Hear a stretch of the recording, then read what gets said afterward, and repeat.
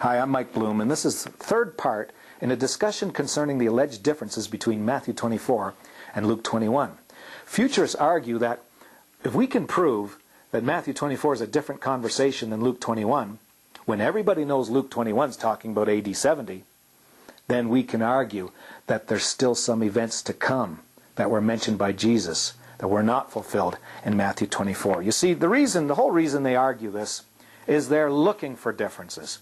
When you're looking for differences because you really want to see them, you're probably going to find them. Now, there's a theological motive for these people in looking for a difference. And this is a completely incorrect way of approaching any scriptural issue and teaching. We should not approach it with a predetermined doctrine in our minds and then look to see scriptures that prove our doctrine correct.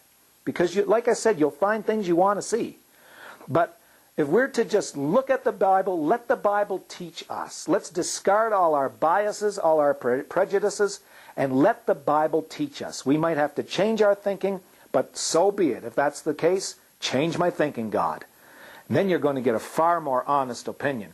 Because, honestly, if you compare Matthew 24 and Luke 21 and talk to some person that has no bias of prophecy, has no theological motivation of why he'd want to see things a certain way, he would kind of laugh at the idea that they're two different conversations.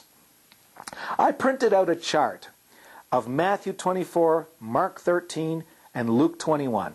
And I put all the scriptures that are speaking of the same thing side by side.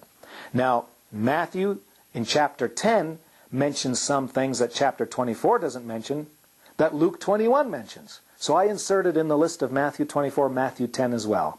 And then in Luke 21 doesn't say everything that Matthew 24 says, so Luke 17 adds some issues that Luke 21 didn't mention that are found in Matthew 24.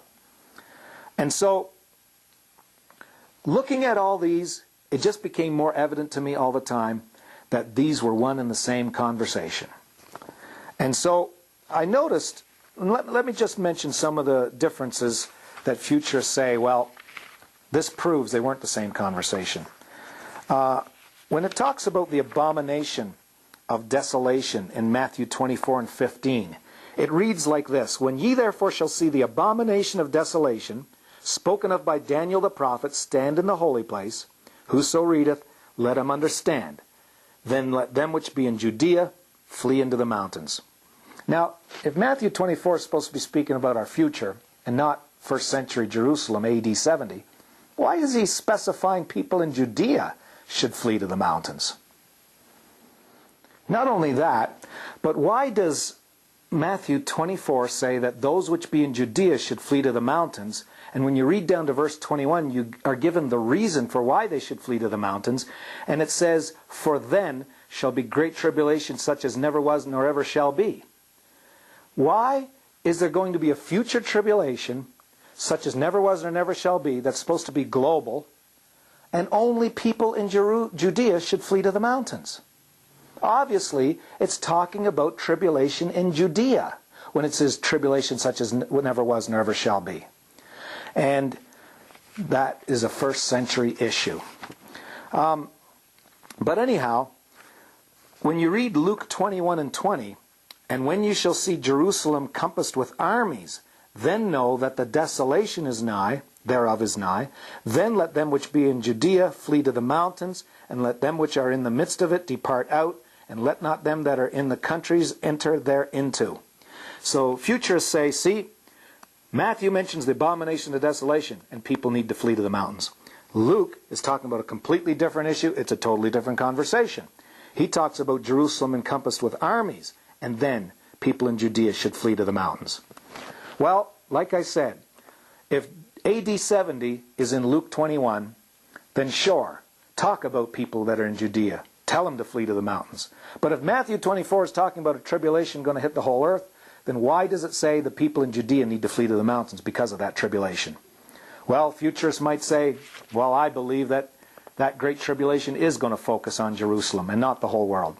Well, nevertheless, it still says the same thing. Let people that are in Judea flee to the mountains. It sounds too much of a similarity for it not to be talking about one and the same event. And they say, well, the abomination of desolation didn't occur in AD 70.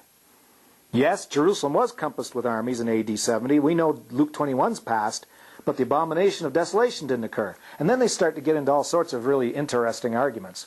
There was no image that was made to speak in Jerusalem in AD 70, like Revelation 13 talks about, and signs and wonders were performed by a lying prophet. Well, where does Matthew 24 say that there's supposed to be an image that speaks anyway? Yes, that's mentioned in Revelation 13, but it's not mentioned anywhere in Matthew 24. Let's be logical here. Let's exegete this properly. Luke 21 mentioned a desolation, just like Matthew 24 did. Matthew 24 said the abomination of desolation. Luke 21 said the desolation was nigh when Jerusalem would compass the city would be encompassed with armies. It's talking about the same thing. Jerusalem is considered holy. It's a holy place. And the Bible speaks about, when you see the abomination spoke of Daniel, the prophet, stand in the holy place. When Rome came in with their standards, they had idols on those standards of the armies. And when they came into Jerusalem with those standards, they had brought an abomination into the holy place. Jerusalem is called the holy city. It's holy. You bring an idol into the holy city, that's an abomination of desolation. So it's ridiculous to say that that difference proves that it's not the same conversation. Here's another difference. Matthew 24 and 21. For then shall be great tribulation, such as was not since the beginning of the world to this time, no, nor ever shall be. They say Luke 21 and 22 says, for these be the days of vengeance, that all things which are written may be fulfilled. Days of vengeance aren't tribulation such as never was or ever would be. Well, who says the days of vengeance aren't tribulation such as never was or ever would be? Just because futurists tell us that, we're supposed to accept they're not the same thing? Folks, the destruction of Jerusalem was vengeance, and the futurists agree. That's why Luke said the days of vengeance. Well, what was it vengeance for? Why was Jerusalem destroyed in AD 70 according to futurists? And they'll agree, well, they rejected Christ, and Christ prophesied that the temple would be destroyed, and that's AD 70. Well, if the cross, the rejection of Jesus committed by Israel, was something that God would avenge in destruction of Jerusalem, then the cross, in light of its cause for destruction, sounds an awful lot like, to me, great tribulation would come, such as never was nor ever should be, because of the cross. What could be worse than the cross? You see, we're reading about punishment here. There's going to be punishment, tribulation, such as never was or ever would be. The punishment must fit the crime. So there has to be a crime, such as never was nor ever shall be, that would award people who committed that crime tribulation such as never was nor ever should be. Well, if the work of the cross isn't the worst tribulation reason for tribulation, then I don't know what could be worse than the cross. What could be worse than Jesus Christ coming to this earth to his own people rejecting him in favor of Caesar the king, a heathen king, and then crucifying her groom, because she was the bride of Jesus Christ, the city Jerusalem, and he was her king, her groom. What could be worse than that in our future that would give rise to tribulation such as never was nor ever should be? There's nothing in our future that could happen that will be worse than what happened with rejection of Jesus Christ in the first century.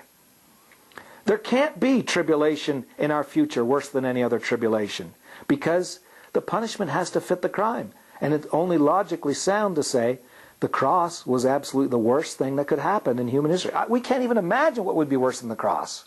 That's it, the cross. No, they're not talking about two different conversations. The tribulation such as was not nor ever would be is the days of vengeance in Luke 20.